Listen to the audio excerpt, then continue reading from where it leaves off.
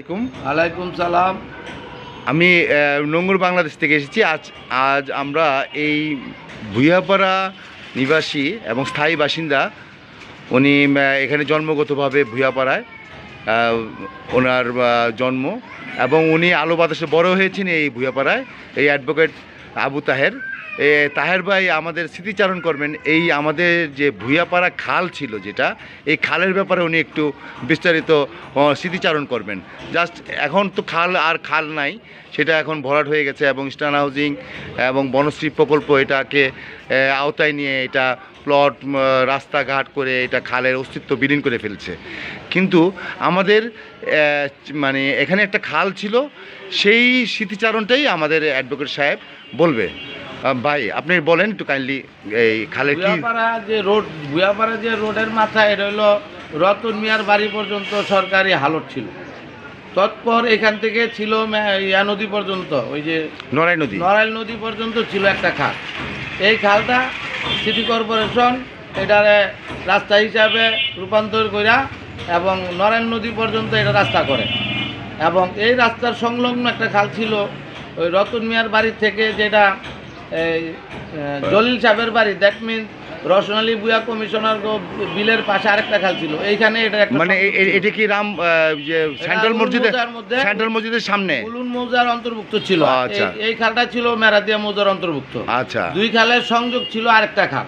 আচ্ছা, এই দুইটা খাল সংযোগ হয়েছিল, এবং ওই খালটা উলুন মৌজার যে খালটা, ওইটা মিয়ার ঝিল, যেটা শহর কিলগাঁও মৌজায় গিয়ে অন্তর্ভুক্ত ছিল, এবং এটা রান করছিল ইস্টার্ন হাউজিং। বাইদা ভাই আমরা খবর পাইছি ইস্টার্ন হাউজিং ডিসি অফিস থেকে যে সমস্ত খালগুলি জনগণের ব্যবহার অনুপযোগ্য, তারা লিজ নিয়ে প্লটে রূপান্তর করছে, এবং যেগুলি মেন খাল ওগুলি রাস্তা হিসাবে ইস্টার্ন হাউজিং রাস্তা করছে। তৎপরবর্তী সিটি কর্পোরেশন এগুলি টেন্ডার করে রাস্তা পাকা করছে।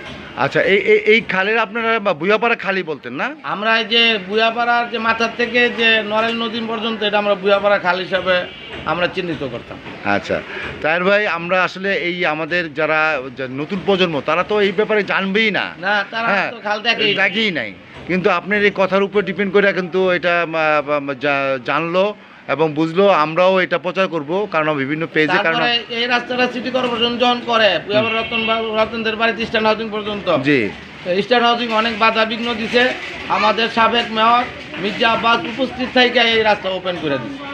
আচ্ছা, আরেকটা কথা বলি ভাই, এই যে আমরা যে এই খাল দিয়ে কি নৌকা টোকা চলতে দেখছেন? খাল দিয়ে আমরা ভুইয়াপাড়ার মাথা পর্যন্ত শুকনার সময় আসতাম, আর বর্ষাকালে তো পুরা এলাকাটাই থই পানিতে, যেখান থেকে খুশি ওইখান থেকে নৌকা ব্যবহার করতে পারতাম। আচ্ছা, শুধু শুকনার সময় আমরা এই খালটা ব্যবহার করতাম ধান টান আনার জন্য, বা কোনো মালামাল নড়াইল নদী দিয়া পারাপার করার জন্য এই খালটা ব্যবহার করতাম। ভাই আরেকটা খাল যে ছিল, যে একটা খাল হলো মধ্যপাড়া ছিল, মধ্যপাড়ার থেকে নড়াইল নদী পর্যন্ত ছিল। ওইটা হইলো হিন্দুদের শ্মশানের পাশ দিয়া গেইসা গিয়া নড়াইল নদীতে মিলছে। ওইটা ইস্টার্ন হাউজিং। বাইদা ভাই আমরা খবর পাইছি ইস্টার্ন হাউজিং ডিসি অফিস থেকে লিজ নিয়ে তারা প্লটে রূপান্তর করছে। এটা কতটুকু সত্য, ডিসি অফিসে যোগাযোগ করলে বা মাননীয় প্রধানমন্ত্রীর কার্যালয়ে যোগাযোগ করলে এটা সঠিকতা বাস্তবতা পাওয়া যাবে। ধন্যবাদ, অনেক ইনফরমেশন জানলাম তাহের ভাই, অ্যাডভোকেট তাহের ভাই।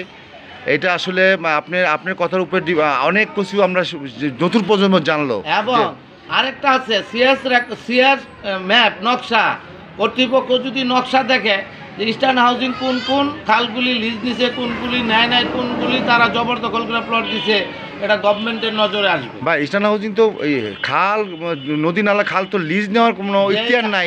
যেটা শুনছি, আমরা তো জানি না, আমরা যেগুলি শুনছি যে খালগুলি জনগণের অনুপযোগী, রাস্তাঘাট করার মতো না, তারা ইস্টার্ন হাউজিং নাকি ডিসি অফিস থেকে ওইগুলি লিজ নিচ্ছে। হ্যাঁ, আমি এটা সত্য।